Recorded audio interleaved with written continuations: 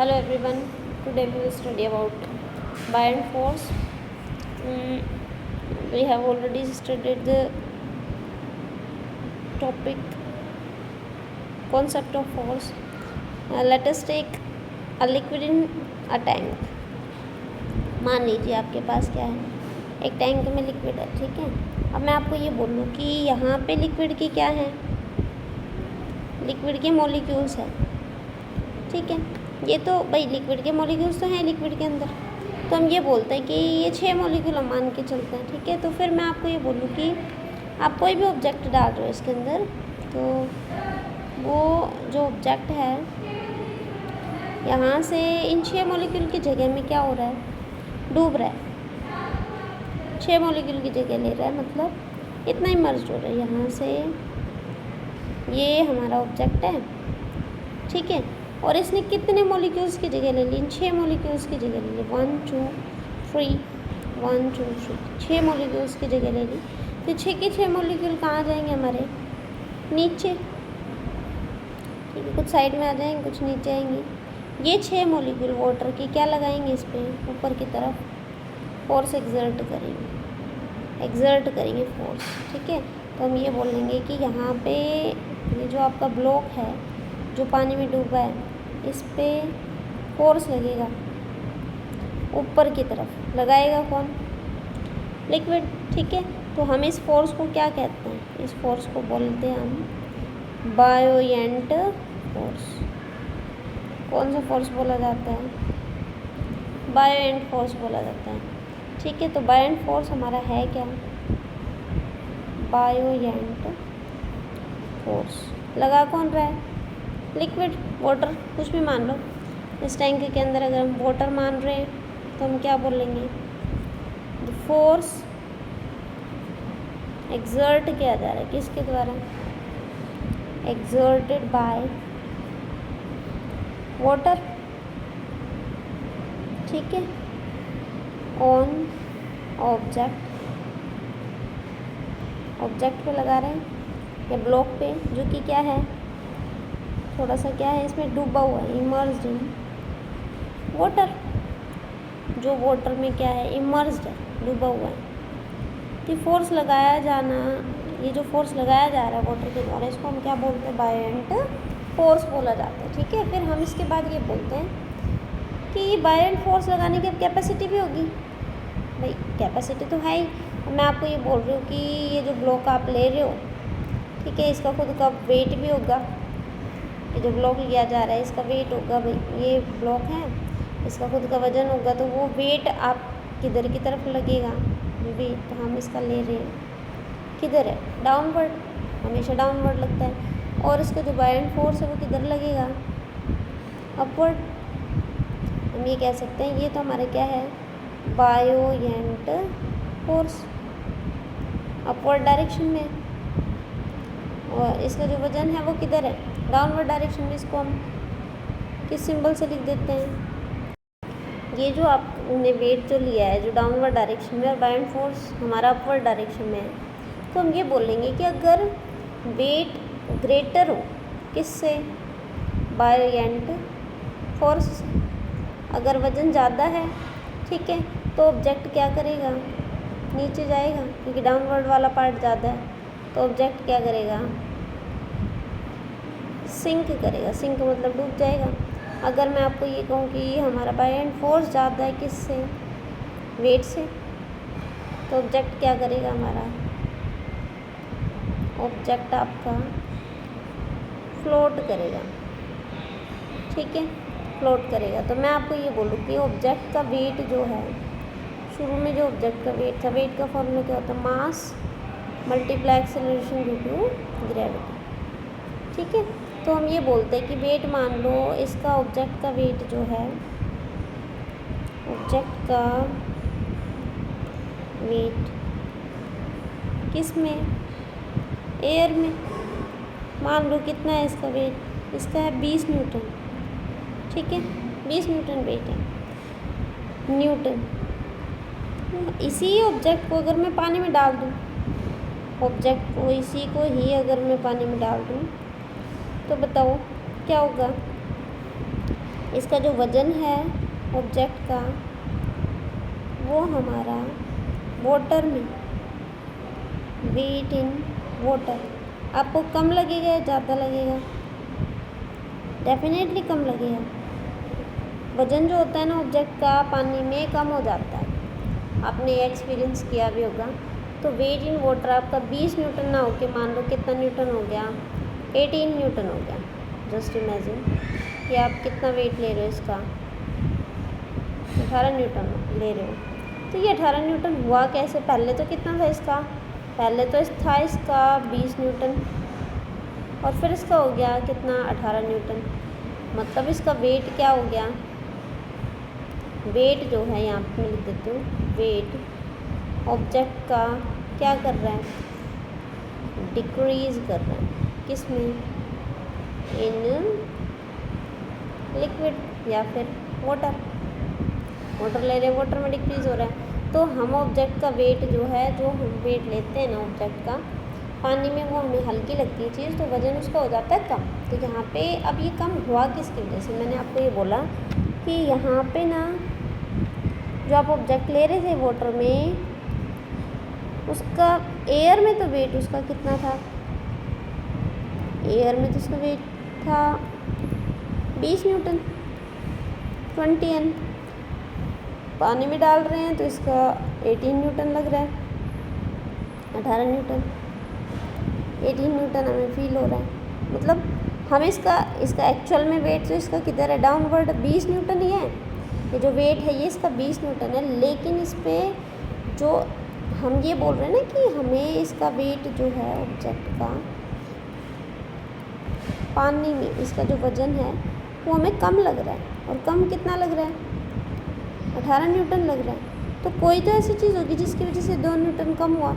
तो हम ये बोलेंगे कि इसके ऊपर ना ऊपर की तरफ हमारा बाय फोर्स लग रहा था, और वो हमारा कितना न्यूटन लग रहा है? कितना लग रहा है? 2 न्यूटन। ये पूरा इमर्ज नहीं है, कम्प्लीटली इमर्ज नहीं है। यहाँ से इस ऑब्जेक्ट को आप हल्का सा ऊपर ले लो, ये ऑब्जेक्ट आप, ठीक है, कम्प्लीटली इमर्ज नहीं है ये। तो हम ये कहेंगे इस पर जो बाय फोर्स है वो 2 न्यूटन का है। तो देखिए यहाँ पे ना पानी में इस पर 2 फोर्स लग रहे हैं। एक तो नीचे तो इसका वेट है 20 न्यूटन का, और इस पर जो बाय फोर्स हम लगा रहे हैं वो हमारा कितना है? 2 न्यूटन का, 2 न्यूटन का है। तो हम ये कह सकते हैं कि नेट वेट जो है इसका, नेट वेट कितना होगा? अब 2 वेक्टर क्वांटिटी है तो दोनों की डायरेक्शन अपोजिट है। तो एक को अगर मैं पॉजिटिव लूँ तो दूसरे वाले को डेफिनेटली मैं क्या लूँगी? नेगेटिव लूँगी, ठीक है। मतलब प्लस में कर दो आप यहाँ पे, ये एक तो हमारा नेट वेट हो गया +20, और प्लस में दूसरे वाले को किसका लेंगे? नेगेटिव लेंगे, 20 न्यूटन और -2 न्यूटन हो जाएगा। तो इसको सोल्व करेंगे तो 20 - 2 कितने न्यूटन आया? 18 न्यूटन आया। तो वेट ही हमारा वाटर में क्या कर रहा है? डिक्रीज़ कर रहा है, डिक्रीज़। और ये जितना डिक्रीज़ कर रहा है, 20 से कितना हो गया था? 20 से हो गया था हमारा कितना वेट? 18। 20 से 18 वेट हो गया था 18, तो कितना घटा? कितना कम हुआ? 20 से अगर 18 हो रहा है तो वेट आपका डिक्रीज़ कितना हुआ? वेट डिक्रीज़ होगा 2 न्यूटन। वेट जो कम हो रहा है, डिक्रीज़ 2 न्यूटन का वेट डिक्रीज़ हो रहा है। अब आप देख सकते हैं कि 2 न्यूटन जो वेट कम हुआ था वो किसके बराबर है? Buoyant force. तो हम ये कह सकते हैं कि जितना वेट कम होता है, जितना भी वेट हम कम करते हैं, किस में? वाटर में, किसी भी लिक्विड में जितना वेट कम होता है वो सिर्फ एक ही चीज़ की वजह से होता है। वो चीज़ क्या है? हमारी बायोएंट फोर्स होता है। जितना कम होगा वो सिर्फ बायोएंट फोर्स की वजह से कम होता है।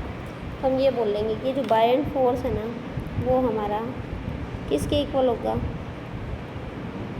Buoyant force equals to loss in weight, loss in weight. कि वेट में लॉस इन वेट किसका? Of object. ऑब्जेक्ट का जो वेट हुआ है ना लॉस, इसमें इन अ लिक्विड, ठीक है, इन अ लिक्विड, लिक्विड में जाके, तो वो चीज़ हमारी किसके इक्वल होगी? वो चीज़ इक्वल होगी हमारी बायोएंट फोर्स। तो इस तरीके से हम बता सकते हैं कि हमारा वेट लॉस, अब हम वेट लॉस रखेंगे कैसे? जैसे मैंने यहाँ पे वेट लॉस हमारा कितना था भाई, जो वेट लॉस था वो आपका था कितना? 2 न्यूटन, 2 न्यूटन का था। तो ये 2 न्यूटन हमने कैसे रखा था? 20 newton minus 18 newton equals to 2 newton. तो यहाँ पे जो वेट आपका जो था ऑब्जेक्ट का 20 न्यूटन, ये तो वेट हमारा ऑब्जेक्ट का किस में था? वेट ऑफ ऑब्जेक्ट किस में? इन एयर, एयर में था, ठीक है। ऑब्जेक्ट का वजन एयर में था, माइनस 18 न्यूटन जो था वो क्या था? वेट ऑफ ऑब्जेक्ट किस में? इन, अगर हमने वाटर लिया है तो हम यहाँ पे क्या लिख देंगे? वाटर। तो ऑब्जेक्ट का वेट वाटर में, ठीक है, इक्वल्स टू 2 न्यूटन आपका क्या है? Loss in weight. तो is equals to loss in weight इसका ऑफ ऑब्जेक्ट किसमें? इन वाटर, वाटर या लिक्विड जो भी ले रहे हैं आप। तो ये चीज़ हमारी होगी इक्वल। तो यहाँ से हम इसको इस तरीके से लिख सकते हैं कि ये चीज़ आपकी लॉस इन वेट आपकी किसके इक्वल थी? बायोएंट फोर्स की। तो हम सारी टर्म्स को कंबाइन करके ये बोल सकते हैं कि बायोएंट फोर्स जो आप ले रहे हो ना, वो हमारा है क्या? Is equals to loss in weight of object in liquid या वाटर इक्वल्स टू, अब हम इसको ना एयर में वेट तो ऐसे लिख देते, W air minus W water. यहाँ पे इसको नीचे करके टर्म को ऐसे लिख देते, डब्ल्यू एयर, एयर में wait minus weight in water या कोई भी लिक्विड। तो ये टर्म आपको अच्छे से पता होनी चाहिए कि बायोएंट फोर्स हमारा वेट का लॉस वाटर में, और ये लॉस हमारा एयर में वेट ऑब्जेक्ट का और वाटर में वेट ऑब्जेक्ट का। अब आप कोई लिक्विड लेते हो तो उसमें भी यही टर्म्स लिखेंगे हम कि बायोएंट फोर्स जो है वो हमारे किसके इक्वल है? Buoyant force loss of weight of object. ये सारी चीज़ें हमारी सेम चलेंगी, जिसमें इन लिक्विड, ठीक है, और ये टर्म भी किसके इक्वल है? इज इक्वल्स टू वेट किसके अंदर? एयर में माइनस वेट किसमें? लिक्विड में, ऑब्जेक्ट का वेट, ठीक है। तो इसको बायोएंट फोर्स को F से लिख देते हैं, और यहाँ भी हमने बायोएंट फोर्स को किससे लिखा है? F से। तो आपको पता चल जाएगा यहाँ से, ये हमारा फॉर्मूला बन गया, ठीक है। ऊपर वाला फॉर्मूला है फॉर्मूला नंबर 1 और फॉर्मूला नंबर 2, ठीक है। यहाँ पे हमारी एक टर्म आती है और उसको बोलते हैं रिलेटिव डेंसिटी। पहले तो आप ये देखिए डेंसिटी टर्म क्या है। डेंसिटी होती है, मैंने आपको बताया भी था पिछली क्लास में, डेंसिटी हमारी होती है मास ऑब्जेक्ट का, मास ऑफ ऑब्जेक्ट, ठीक है, हो गया। किसी भी ऑब्जेक्ट की निकाल लो, मास डायरेक्ट लिख सकते हैं आप, मास वाटर का किसी का भी ले लो और उसको डिवाइड कर देते हैं हम किससे? वॉल्यूम से, ठीक है। मास बाय वॉल्यूम होता है हमारा डेंसिटी की टर्म। तो यहाँ पे ना आपकी एक टर्म आती है और उसको बोलते हैं क्या? Relative density. तो ये जो आप रिलेटिव डेंसिटी ले रहे हैं, ये है क्या? आप जो ऑब्जेक्ट डाल रहे हो ना पानी में या किसी भी लिक्विड में, तो हम ये लिखेंगे वाटर के लेके चलते हैं डेंसिटी ऑफ ऑब्जेक्ट, और इसको हम डिवाइड कर देते हैं किससे, डेंसिटी ऑफ वाटर। ठीक है, वाटर की डेंसिटी कितने डिग्री सेल्सियस पे, एट 4 डिग्री सेल्सियस। ये टेम्परेचर फिक्स लिया जाता है रिलेटिव डेंसिटी में, कोई नहीं, हम इसको कर लेंगे 4 डिग्री सेल्सियस के हिसाब से। तो यहाँ पे ये हमारा रिलेटिव डेंसिटी का कॉन्सेप्ट है। अब डेंसिटी ना हम डेंसिटी अलग अलग तरीके से लेते हैं, जैसे मैंने आपको डेंसिटी का सिंबल दे दिया, एक सिंबल होता है रो, इस तरीके से लिखते हैं हम इसको ऐसे। ठीक है, ये हमारा डेंसिटी का सिंबल है, और इसको हम बोलते क्या हैं, इसको बोलते हैं, इसको अलग से कर लो यहाँ पे ना, ऐसे लिखते हैं। ठीक है, यहाँ पे फॉर्मूला क्या होगा, मास का तो m और वॉल्यूम का v।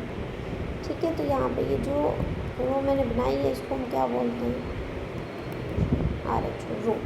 ठीक है, तो ये डेंसिटी का सिंबल है। सिग्मा भी होता है, इस तरीके से डेंसिटी का रिप्रेजेंटेशन आता है, इस तरीके से इसको बोला जाता है सिग्मा।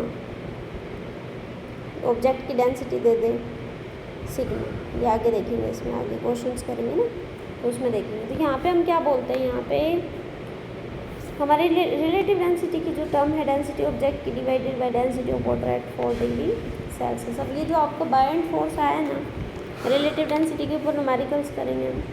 तो यहाँ पे आपका जो बायएंड फोर्स आया है ये होता क्या है, जैसे देखिए यहाँ पे मैंने आपको ये, आपने जो डेंसिटी की टर्म ली थी उसमें आपने लिखा था कि डेंसिटी का फॉर्मूला क्या है, mass divided by volume.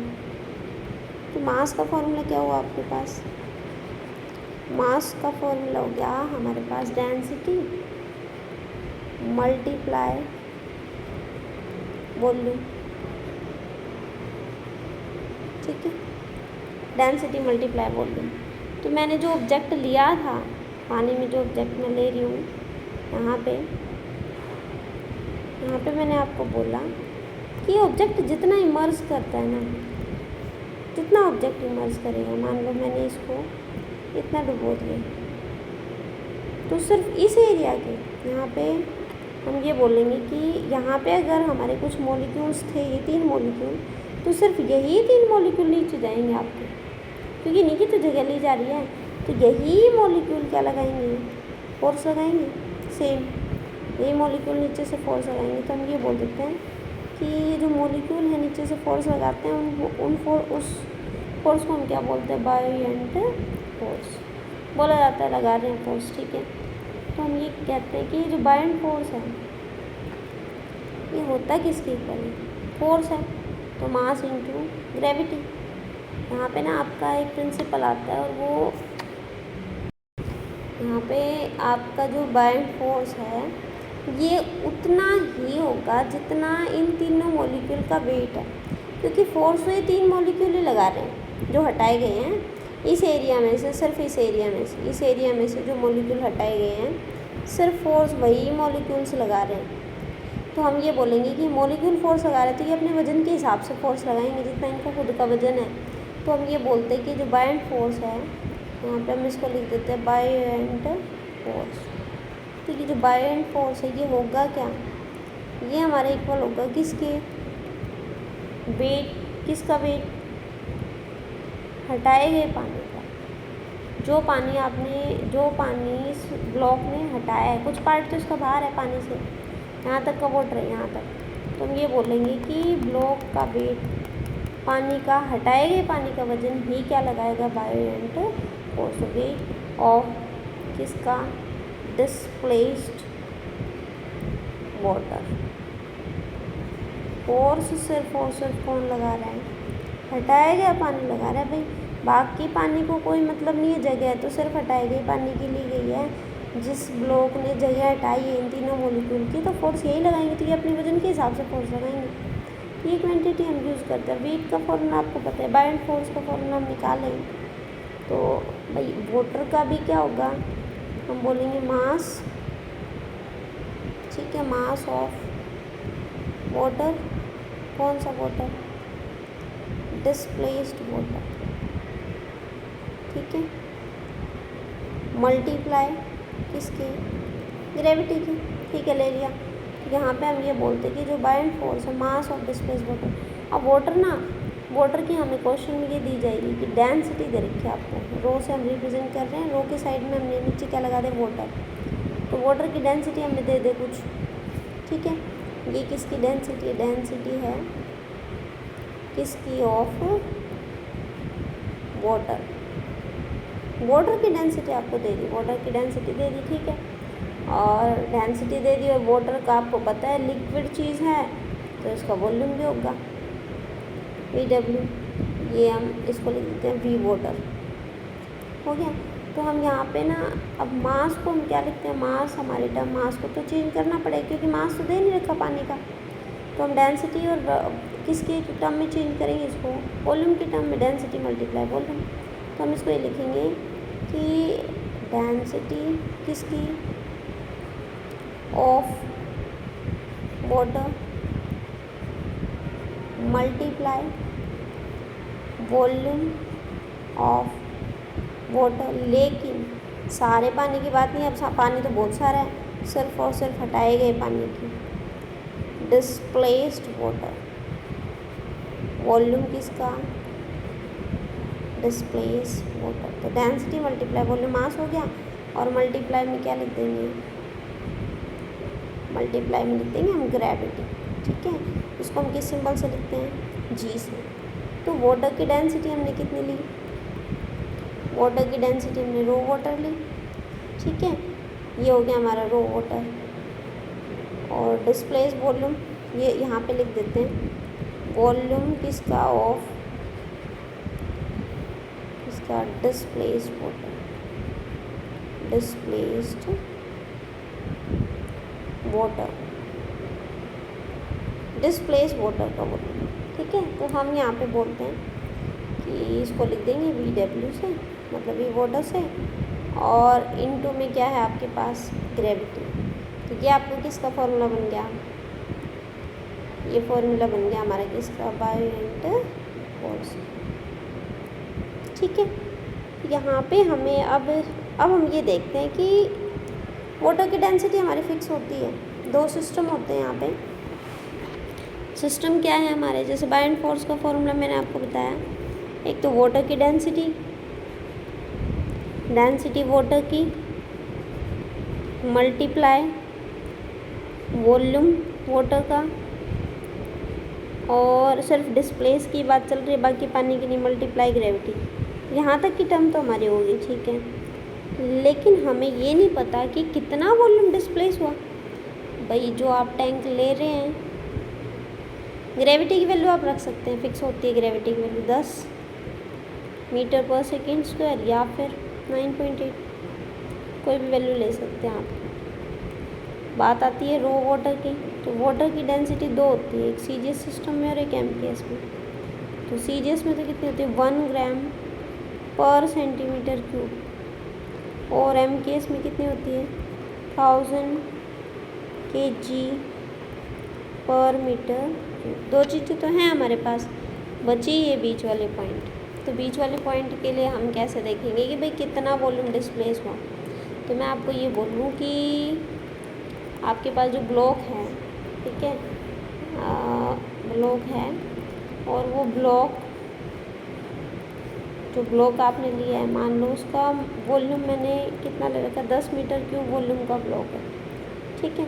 10 metre cube क्या है, इसका वॉल्यूम है ब्लॉक का, ठीक है। और यहाँ पे मैं आपको ये बोलूँ कि कितना डूबा हुआ है, ये यहाँ पे नीचे पानी आ गया, ठीक है, वाटर के मॉलिक्यूल, यहाँ पे ना इसका पार्ट 5 मीटर क्यूब डूबा हुआ है। 5 मीटर क्यूब पार्ट क्या है, इमर्ज्ड है इसमें, वाटर, पानी में। तो जितना डूबेगा ना उतना ही वाटर वॉल्यूम का होगा, क्योंकि ये उतनी जितनी किसकी जगह किसकी ले रही है। देखो यहाँ पे मैं आपको ये बोलूँ कि ये पहले हमारे 4 मॉलिक्यूल यहाँ थे, 4 मॉलिक्यूल की जगह इसने ले ली, 4 मॉलिक्यूल नीचे शिफ्ट हो गए। तो जगह ही तो वॉल्यूम होती है, सेम जगह ले रहा है ये। मतलब इन 4 मॉलिक्यूल्स की जगह 5 मीटर क्यूब जगह थी और 5 मीटर क्यूब जगह इसने कवर कर ली, तो जो हटाया गया पानी है उसका वॉल्यूम 5 मीटर क्यूब ही होगा। समझ आया? मैं आपको ये बता रही हूँ कि यहाँ पे ये जो ब्लॉक डूबा हुआ है ये 5 मीटर क्यूब जगह में डूबा हुआ है, ये वाला 5 मीटर क्यूब पार्ट में डूबा हुआ है। तो 5 मीटर क्यूब जगह अगर ये ले रहा है पानी में, तो 5 मीटर क्यूब ही पानी हटाया गया होगा वॉल्यूम। तो हम यहाँ पे ये बोल सकते हैं कि वाटर का वॉल्यूम जो डिस्प्लेस हो रहा है ना, जितना वॉल्यूम वाटर का डिस्प्लेस हो रहा है, हम ये बोलते हैं कि वॉल्यूम ऑफ डिस्प्लेस्ड वाटर, हटाए गए पानी का वॉल्यूम इक्वल होता है किसके, equals to volume of immersed part. जितना डूबेगा ना वॉल्यूम, उतना ही डिस्प्लेस वाटर का वॉल्यूम होगा। ये पॉइंट आपको याद रखना है। तो volume of immersed part of block, ठीक है। तो यहाँ से हम अब ब्लॉक का तो हमें क्वेश्चन में दिया होगा कि ब्लॉक का वॉल्यूम आपके पास कितना है। अगर मैंने आपको ये कहा कि आपके पास ये जो ब्लॉक आप ले रहे हैं और इसका ब्लॉक का वॉल्यूम है मान लो 100 मीटर क्यूब है, और ये डूबा कितना है हमारा, ये मान लो आपका 25 मीटर क्यूब पार्ट डूबा हुआ है। यहाँ पे ये वाला जो हिस्सा है ना, ये वाला कितना डूबा हुआ है, 25 मीटर क्यूब। तो हम इसमें सीधा ये बोलेंगे कि वॉल्यूम वाटर का displaced, volume of displaced water कितना होगा, जितना ऑब्जेक्ट का वॉल्यूम डूबेगा। तो हम कितना लिखेंगे, इक्वल्स टू 25 मीटर। इस तरीके से हम फाइंड कर सकते हैं। तो वी वाटर आ गया, ग्रेविटी तो पता ही होती है, डेंसिटी भी फिक्स होती है, बस सिर्फ और सिर्फ बाइंड फोर्स निकालने के लिए वी वाटर पता होना चाहिए। और वी वाटर आपको बता देगा कि ऑब्जेक्ट कितना पानी में डूबा हुआ है, ठीक है। तो इस तरीके से हम पता लगा सकते हैं। जैसे मैं आपको ये बोलूँ कि कोई ब्लॉक है और ब्लॉक का जो वॉल्यूम है वो कितना डूबा हुआ है,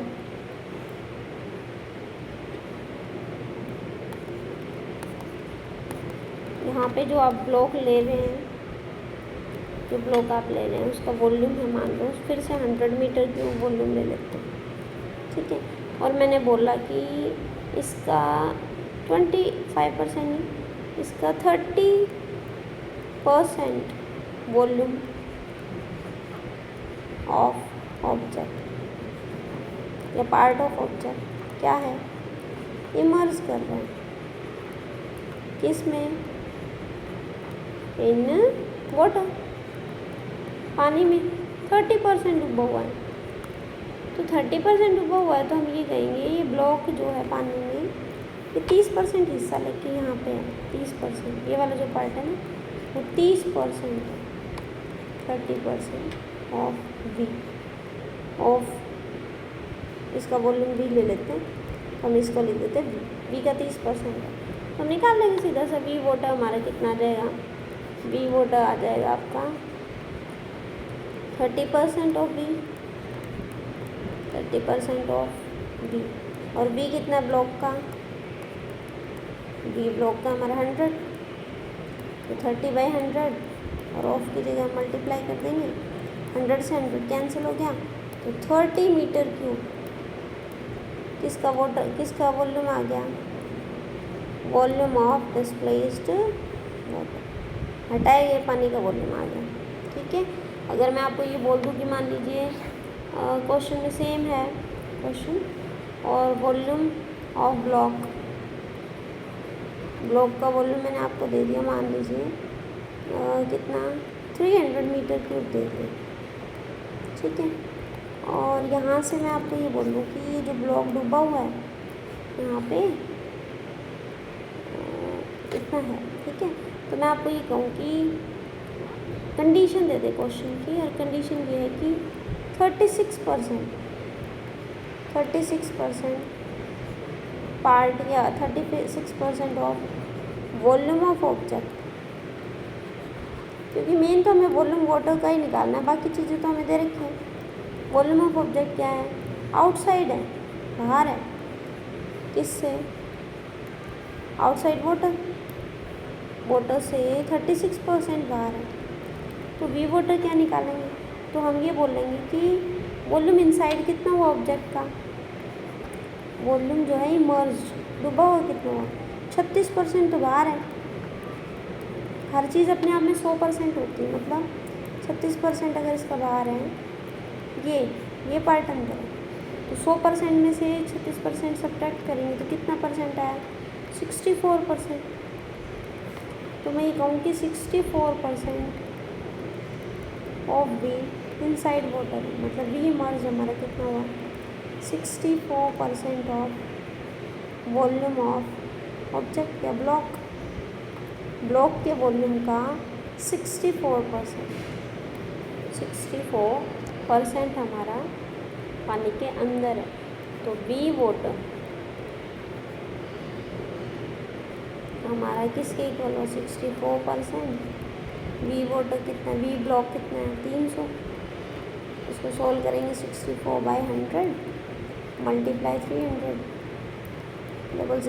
0 कैंसिल, तो ये हो गया आपका 192 आई थिंक। हाँ 192 मीटर क्यूब आपका क्या आ गया? वॉल्यूम आ गया किसका? ब्लॉक का, सॉरी वाटर का। तो मैं यहाँ पे ये कह सकती हूँ कि 192 मीटर क्यूब पानी में डूबा हुआ है। अब आप यहाँ मान लीजिए आपसे बाइंड फोर्स पूछा जाए, तो आपको पता है रो वाटर, ठीक है, डेंसिटी किसकी, डेंसिटी तो लिख दी वी वाटर और इनटू में ग्रेविटी, ठीक है। तो रो वाटर कितनी है आपकी? मीटर क्यूब, एमके सिस्टम में तो 1000 होती है वाटर की, केजी पर मीटर क्यूब, ठीक है। और मल्टीप्लाई वी वाटर कितना? 192 और ग्रेविटी कितनी है आपकी? 10, तो ये हो गया आपकी कितनी? 192 मल्टीप्लाई 10⁴, ठीक है। और ये हमारा मीटर क्यूब में था, और ये क्या है? ये हमारा है मीटर पर सेकेंड स्क्वायर मिलीमीटर। तो यहाँ से इसको न्यूटन बोल देंगे। तो इतने न्यूटन हमारा क्या है? बाइंड फोर्स है, ठीक है। तो बाइंड फोर्स की वैल्यू हम आराम से निकाल सकते हैं। ये रो वाटर और ग्रेविटी निकालने में सिर्फ और सिर्फ फोकस होना चाहिए वी वाटर पे, और ये वी वाटर पूरे पानी का वॉल्यूम नहीं है, डिस्प्लेस्ड वाटर का वॉल्यूम है। अब मैं यहाँ पे इसको शॉर्ट में ये लिख सकती हूँ कि volume of displaced water, entire ये पानी का जो वॉल्यूम है वो किसके इक्वल होगा? ये हमारे इक्वल होगा किसके? वॉल्यूम ऑफ इमर्ज्ड पार्ट, डूबे हुए पार्ट के, emerged part of block in water, ठीक है। तो इस तरीके से हम आराम से ये बता सकते हैं। ये टर्म मतलब बाइंड फोर्स की टर्म आपको क्लियर हो गई होगी, ठीक है। ओके, नेक्स्ट क्लास में करते हैं आगे टॉपिक को कवर, ठीक है। Okay, good night you all.